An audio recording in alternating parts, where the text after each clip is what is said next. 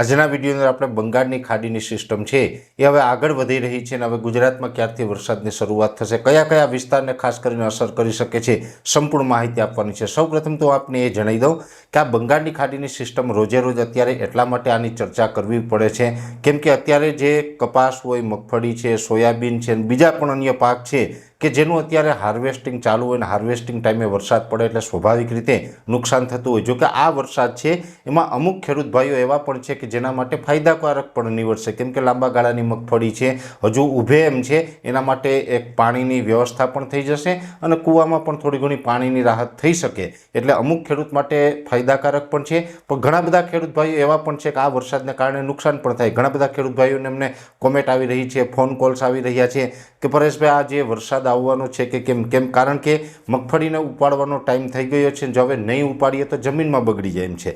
ત્યારે આ વાત છે એ રોજે રોજ કરવી ખૂબ જરૂરી છે। ત્યારે હું આપને જણાવી દઉં કે અત્યારે જે બંગાળની ખાડીની જે સિસ્ટમ છે એ સિસ્ટમ છે એ મજબૂત બની ગઈ છે, અત્યારે લો પ્રેશર કેટેગરીમાં આવી ગઈ છે અને સિસ્ટમ છે એ બંગાળની ખાડીથી જમીન ઉપર આવી છે। સિસ્ટમ છે એ વિજયવાડા અને વિશાખાપટ્ટનમની વચ્ચેના ભાગો ઉપરથી જમીન ઉપર આવી છે અને અત્યારે આ સિસ્ટમ છે એ પૂર્વ ભારત ઉપર આ સિસ્ટમ છે એ સક્રિય છે। ધીમે ધીમે ઉત્તર પશ્ચિમ દિશામાં આગળ વધી રહી છે।